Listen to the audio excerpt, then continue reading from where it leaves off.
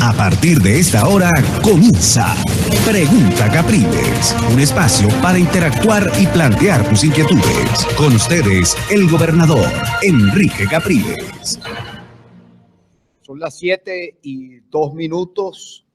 Con las buenas noches a todos los oyentes de Radio Caracas Radio, a quienes están conectados también a esta hora en nuestras redes. Saludamos a todos por allá también por el YouTube. Déjeme actualizar un momentico el Twitter. Hoy es martes 15 de agosto. Ya pusimos una encuesta que tiene que ver con una de las cosas que anda diciendo el gobierno sobre el tema de la injerencia. A ver qué opinan ustedes. ¿Usted cree que en nuestra Venezuela hay alguna injerencia extranjera? ¿De quién? Ahí pusimos 4 opciones: norteamericana, cubana, china o no hay. Hasta ahora han participado 3.931 personas. Mire, yo quisiera, en el mejor espíritu siempre, recordarles que esto no es una cadena de radio y televisión. Es decir, que todo el que quiere escucharme es voluntario. Todo el que quiere conectarse en la red es algo absolutamente voluntario. Usted elige a quién ve, a quién oye. Eso es una de las ventajas que tiene las redes sociales. Y sobre esa base de que es algo voluntario, teniendo los seguidores que tenemos a través de nuestras redes sociales, que yo las he puesto no para hacer propaganda personal, siendo mis redes, y yo puedo utilizar mis redes como mejor me parezca. Igual cada quien es dueño de su cuenta y utiliza la cuenta en sus redes sociales como mejor le parezca. Ahora, dada la situación del país, de la censura, de la presión que hay sobre periodistas, sobre medios, estas redes las hemos utilizado como una ventana de información. Y sobre esa línea, a quienes me siguen, yo veo que uno escucha las cosas el casquillo que mete Maduro, y pareciera que Maduro estuviera todo el día pegado en las redes sociales a ver opositores que le dicen a otros opositores. Y él lo que se encarga es como recoger todos esos comentarios para sembrar la cizaña. Lamentable es que alguien se deje meter casquillo por Maduro o alguien le crea a Maduro. ¿Cuántos son realmente en el país los que le creen a Maduro? Yo creo que es un grupo muy pequeño, muy reducido, probablemente amplificado en las redes sociales. Que de repente usted lee 100 mensajes y usted cree que esos 100 mensajes equivalen a todo el país. Pues el país es mucho más grande, incluso, como lo hemos dicho en otras oportunidades. Esto es una ventanita que nosotros tenemos, que ha crecido mucho como consecuencia de la censura, pero sigue siendo una ventana. No pretendo yo desde aquí hablarle a los 30 millones de venezolanos. Ahora, aquellos que me siguen, aquellos que están aquí los martes o que están en cada contacto, permítame unas reflexiones y se las pido porque creo que tengo la autoridad moral en esta, más allá de las cosas que usted me pueda criticar. Yo creo que a mí nadie me puede señalar por mentiroso o por querer manipular a alguien.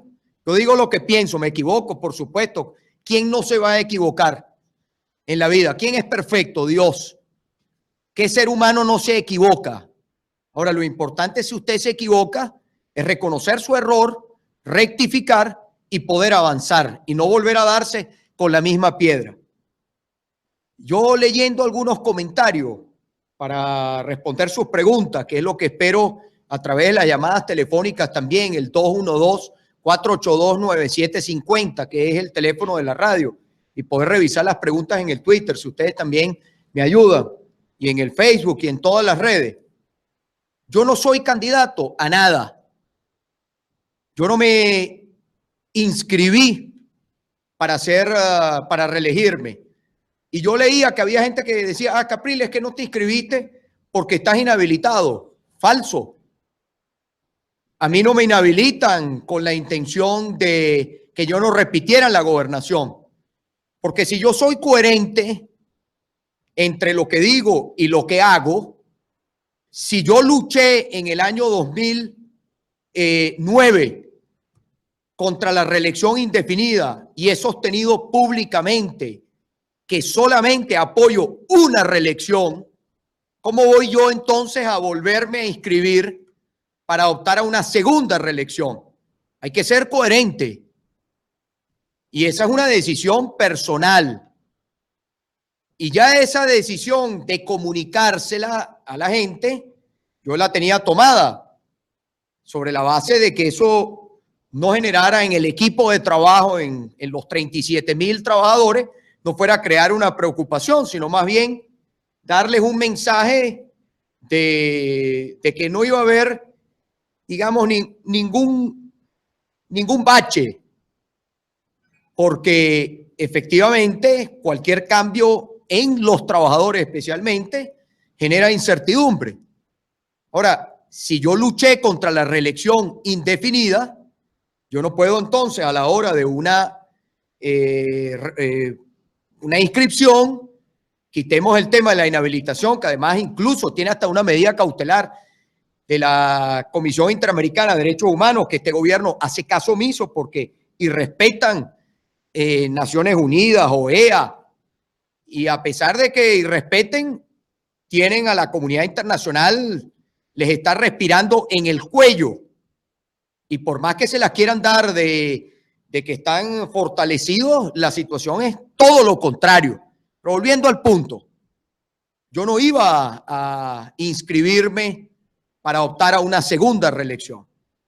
Porque si yo defiendo la Constitución y la defendí en el 2007 contra lo que se pretendió hacer, después estuve en contra de la enmienda que lo que buscaba era la reelección indefinida, a la hora de la chiquita, por más que la política pueda cambiar y las dinámicas cambian, pero hay principios que no cambian, que no pueden cambiar, porque al final ¿cuál es nuestra visión de la democracia, de la alternabilidad? Y yo creo en la alternabilidad. Y más bien quiero ser un promotor de la alternabilidad, empezando por mi estado. Discúlpeme, bueno, por nuestro estado, por Miranda. O sea, tengo mi parte de mi corazón, por supuesto. Hay una cuestión sentimental. La tengo, a mí me duelen las cosas que pasan. Yo no soy de sangre fría, todo lo contrario. Y la gente que me conoce sabe cómo soy. Y son muchos los venezolanos que me conocen, gracias a Dios. Para que nadie pueda entonces manipular lo que yo soy, sino que ya saben lo que yo soy. Entonces, yo no soy candidato.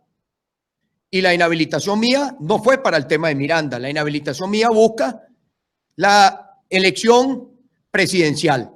Esa es la que busca. Porque ellos saben muy bien lo que pasaría en este país. No solamente en términos del cambio político, sino en términos de la recuperación económica, social, de la recuperación de Venezuela. Pero ese no es el tema. Yo esto lo digo porque no estoy, como alguien ha querido de repente en algún comentario, que además, más allá de los laboratorios, de gente interesada en generar confusión, de sembrar, pero el que no la debe no la teme. Si usted dice eso, vamos a salirle y vamos a responderle a la persona que haya dicho. Entonces estas reflexiones no se las voy a dar sobre la base del que está preservando un espacio. Porque además, esto no se trata de no ceder espacios. Estas elecciones que plantean no es un tema de ocupar espacios o no ceder espacios. Y ahí es donde quiero hacerle mi planteamiento, lo que yo pienso de este escenario que se plantea en el país. Nosotros hemos dicho que vamos a defender la Constitución, ¿verdad? Y así como les decía, el tema de la no reelección indefinida, si yo digo que estoy defendiendo la Constitución, todos los procesos que estén en la Constitución, yo estoy defendiéndolo, estoy luchando por ello. Las elecciones de gobernadores tenían que haberse dado el año pasado, en diciembre del año pasado, y no se dieron. ¿Es acaso la elección de gobernadores un capricho? ¿Es acaso una elección inventada o de alcaldes o la elección presidencial que tiene que darse en el país? No son elecciones inventadas, son elecciones que están en la Constitución, que nosotros, los venezolanos, la inmensa mayoría de los venezolanos, estamos luchando para que se restablezca el orden constitucional, porque aquí es donde está la paz, la convivencia, la estabilidad del país para poder resolver los problemas. En esa línea, el gobierno convocó un proceso fraudulento. No participamos, no fuimos. El mundo no lo reconoce. Los venezolanos mayoritariamente no lo reconocemos. Ahora bien, ¿usted cree que el hecho de que las elecciones de gobernadores que se tenían que haber dado hace 10 meses, bueno, si se daban en diciembre, ya han pasado 8 meses desde que han debido realizarse esas elecciones? ¿Usted cree que ir a un proceso electoral es reconocer a Tibisay y Lucena? ¿Ustedes creen que yo en alguna elección, en las peores condiciones en las cuales he competido, me he enfrentado a este gobierno? ¿Usted cree que si yo voy y compito es que yo le estoy dando una carta de reconocimiento o de aprobación a la señora Tibisay Lucena, o de reconocimiento a las 4 rectoras del Consejo Nacional Electoral? Bueno, los 5 rectores. Yo no entiendo cómo el rector Luis Emilio Rondón va y se somete a la constituyente fraudulenta. O sea, eso lo entenderá él. Yo no lo entiendo. Esas son las contradicciones que obviamente generan reclamos y cuestionamientos de la gente, y con toda la razón del mundo, porque volvemos a lo mismo: coherencia, consistencia.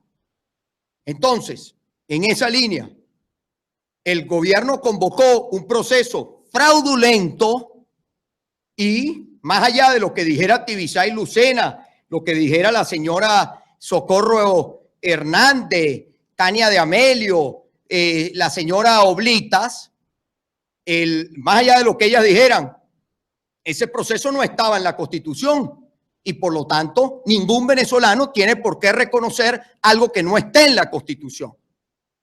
Por eso es que no se participó en el fraude constituyente, porque si la constituyente se hubiese convocado como lo establece la Constitución, los venezolanos hubiésemos ido a votar en el referéndum y hubiésemos dicho sí o no a la constituyente, cosa que no se hizo.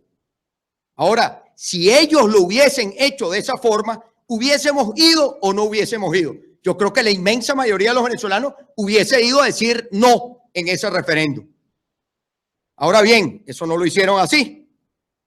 Ahora, el gobierno, después de todo este proceso y leyendo lo que está pasando, dice, bueno, corran ahora, corran para hacer unas elecciones de gobernadores.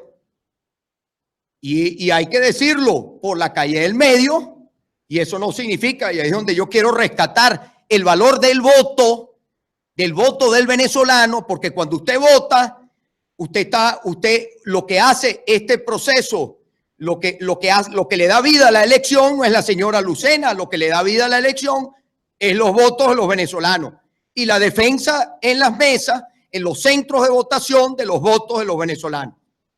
Ahora, el gobierno corre entonces, corre y monta una mamarrachada, porque así es que de esa forma es que hay que calificarla, una elección apresurada. Corran. ¿Ustedes se acuerdan cuando el año pasado nos decían que no había tiempo, necesitaban tiempo para poder hacer el referéndum revocatorio?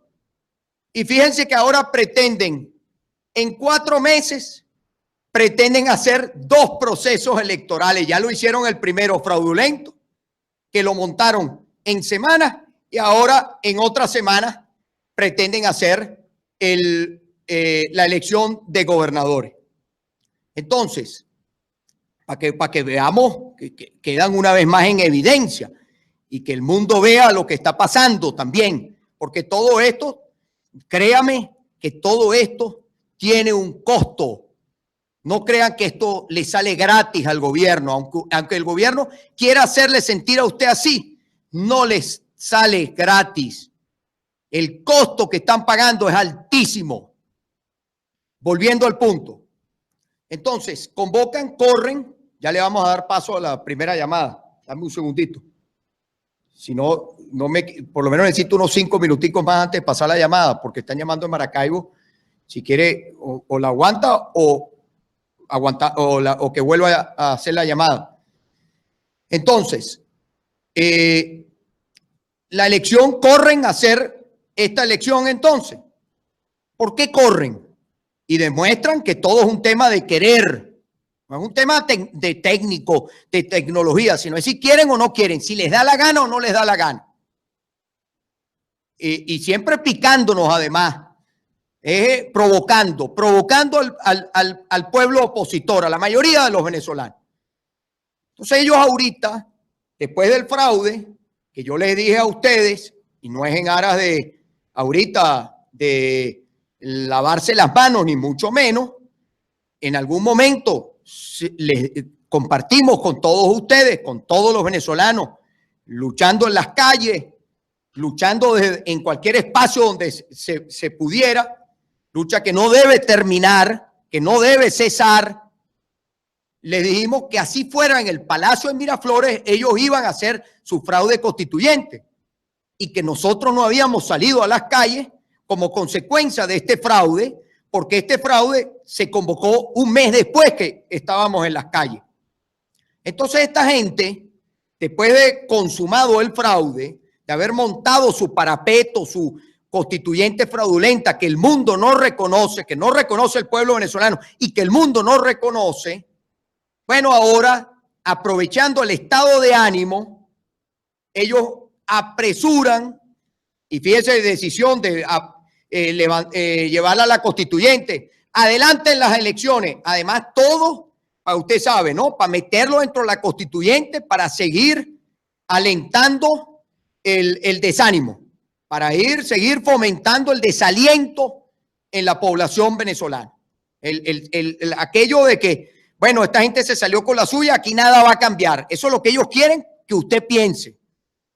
Entonces montan esta elección que supuestamente hoy iban a decir que la fecha, y entiendo que todavía no se convocó la fecha, ¿correcto? Porque hoy supuestamente iban a anunciar la fecha, qué día de octubre va a ser, qué domingo de octubre va a ser la elección de gobernadores. Ahora, el tema es el siguiente. Sabemos, y es que yo quisiera recordarles cuando asumimos 20 puntos abajo, asumimos que nadie quería asumir la candidatura frente al señor Maduro, después de fallecido el expresidente Hugo Chávez. Con la misma señora Lucena, con las mismas, las mismas personas, en las peores condiciones, la campaña más corta de la historia venezolana. Y la asumimos y le voy a explicar por qué. Porque además las razones, y por eso la coherencia, la consistencia, las razones no se mueven. Las razones siguen siendo las mismas. Y ahí va mi reflexión. Hay miles de razones para no ir y hay miles de razones para ir. Ahora, yo veo qué oportunidad nos da este proceso. ¿Nos da la oportunidad de debilitarlo o le da la oportunidad al gobierno de fortalecerse? Esta elección la podemos ver como una elección de protesta, como digamos, una oportunidad más de lucha, o creemos que aquellos que dicen no participen, yo les preguntaría, bueno, ¿cuál es la ganancia de no participar? Porque yo he estado haciendo mi proceso de consulta, por ejemplo, con la comunidad internacional. Y la comunidad internacional no va a cambiar su posición por el hecho de que nosotros luchemos y utilizando nuestro voto, el voto de cada venezolano, al ladrón lo arrinconemos, que es el gobierno. Hay gente que dice, pero es que le van a hacer fraude. Yo pregunto, ¿y el gobierno se debilita más si hace fraude y queda peor si hace fraude o si nosotros le entregamos? Y ellos argumentarán internacionalmente, recorrerán el mundo, que es que la oposición no participó, por ejemplo. Ahora, usted dirá, ajá, pero ¿y por qué participar si esta elección y el CNE es fraudulento? Y yo le digo, es que la elección está en la Constitución y el CNE, nosotros, los venezolanos, ellos podrán después, al final, ellos podrán y siempre dirán cualquier cosa. Ahora, yo les hago una pregunta y se las hago a quienes tienen la posición de no participar. Les hago, si usted no los lleva al terreno y usted los lleva al terreno del acta, del voto, ¿usted cree que al ladrón, si usted no lo lleva a su terreno, al suyo, que es el de los votos, ¿usted cree que el ladrón sale mejor o sale peor? ¿Usted cree que fue mejor ganar la Asamblea Nacional aunque el gobierno la haya bloqueado o no haber participado porque era el mismo CNE y habérsela entregado? ¿Usted cree que el gobierno salió mejor teniendo la gobernación de Miranda, quien les habla, o que la gobernación de Miranda la hubiese tenido un corrupto como Cabello, otro corrupto como Jagua, o ahorita nosotros se la demos al mega requetrenchufado, hijo mimadito de Maduro, el que un día es diputado en Bolívar, otro día es ministro, otro día es constituyente, otro día es candidato? Ese es el caso del señor que mandaron acá, el candidato de Maduro que mandan a Miranda, por ejemplo.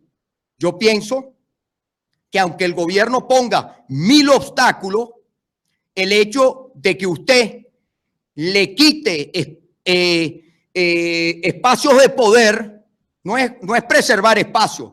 No se trata de que no, como dice la gente, bueno, es que es un problema para que los políticos tengan cargos. Yo no lo veo de esa manera, perdóneme, porque yo no veo al Estado Miranda como un tema de un cargo. Yo veo 3 millones de personas, 37,000 trabajadores, y el hecho de que tengan un líder, así le pongan 1000 obstáculos, que defienda, y que tengamos líderes en todo el país, que al final esos líderes terminen debilitando el muro para que el muro termine de caer. Así lo veo yo.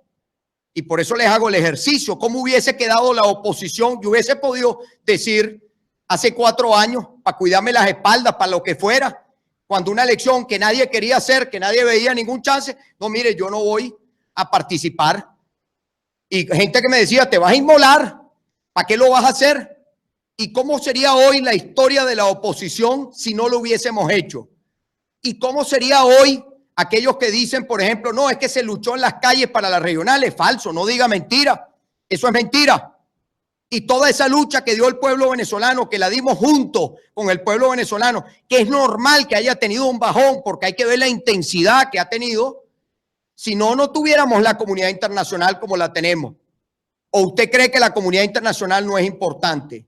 ¿Usted cree que la comunidad internacional hoy, que le está respirando en la nuca a Maduro, no puede ser decisiva en la solución a la crisis política que vive el país? Yo sí creo. Obvio que lo es, porque Venezuela depende hoy fundamentalmente de los recursos, de lo que venga de afuera, porque la comida que comemos los venezolanos, la poca comida, también es importada.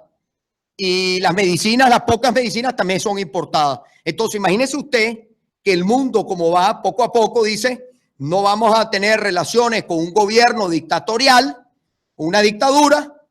Y bueno, eso significa que se le acaban los reales. ¿Cómo va a sostenerse? Y eso significa otro tipo de presión social en el país. Entonces, para darle paso a las llamadas, mire, yo reconozco que hay una falla gigantesca en la comunicación. No es la primera vez.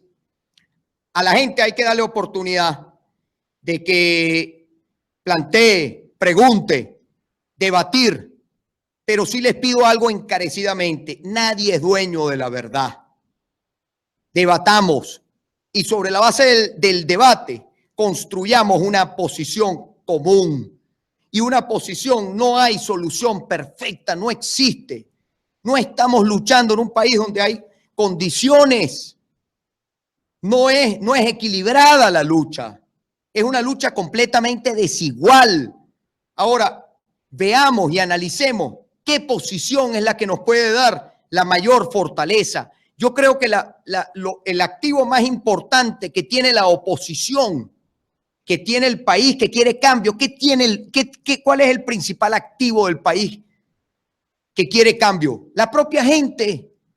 ¿Y cómo se expresa? ¿Qué hizo la gente el 16 de julio? Dio un mandato, es ahí cómo lo dio. Y estamos en la lucha por ese mandato. No era apretar un botón. Que yo veo, esto no es para recibir aplauso. La política no es para decirle a la gente siempre lo que la gente quiere oír y escuchar unos aplausos. La política es indicar un camino. Y ese camino puede tener miles de obstáculos como los ha tenido y tener que sortear obstáculos. Y en algunos obstáculos nos caeremos y nos levantaremos. Ahora, entendiendo que estamos en una lucha desigual. Porque si no asumimos que es una lucha desigual y entonces decimos, bueno, nombre el CNE, cambie al magistrado tal. Y cuando vamos a ver la realidad de los hechos, es que decisiones que se toman en ejercicio de la Constitución, el gobierno las bloquea y las bloquea con el uso de las armas. Entonces eso le coloca a usted un escenario completamente desigual.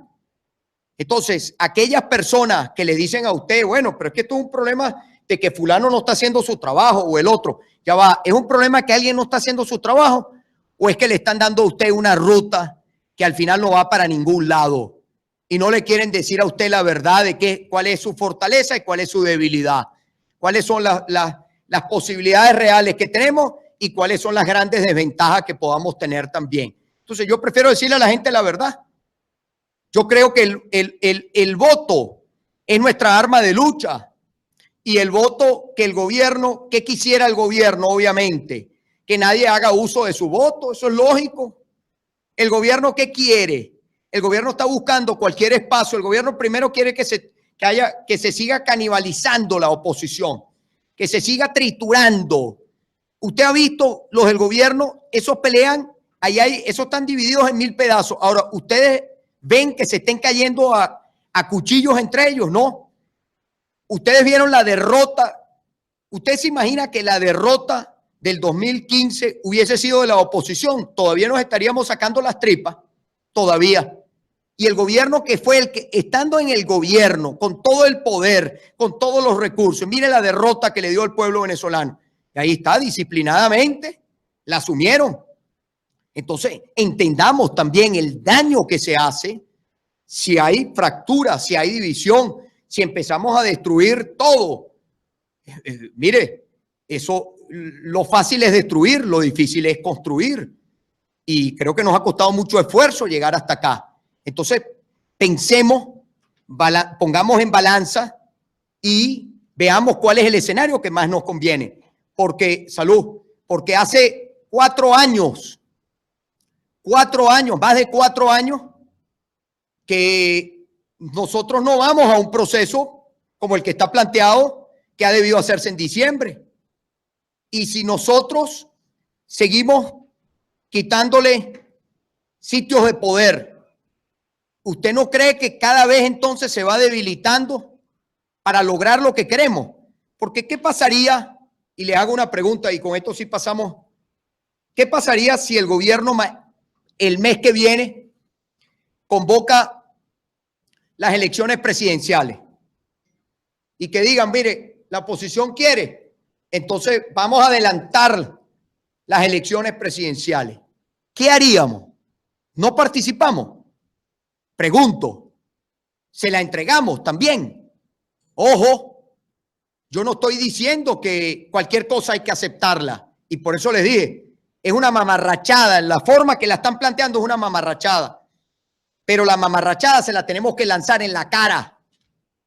La mamarrachada se la tenemos que quitar de las manos. Y para mí sería más fácil sentarme aquí y decirle, no lo hagamos. Pero yo estaría diciendo algo que al final creo que no nos dejaría mejor parados que luchar. Siempre mi visión ha sido la pelea es peleando. Ahora, no como una elección normal, no para la caravana y el festín electoral, porque el país no está para eso, sino como un acto de rebeldía, de lucha, como un acto de te vamos a quitar todo. Tú fuiste, te las quisiste dar de vivo y nos convocaste a este proceso electoral, pues te vamos a mostrar la fuerza que tenemos los venezolanos. Así como salimos con las 14,000 mesas, salimos y hicimos una consulta popular donde votaron 7.600.000 personas, que incluso han podido ser muchas más porque había hasta un tema de limitaciones en el número de mesas. Imagínense que todo el que quiere cambio sale con su testigo, con todo lo demás.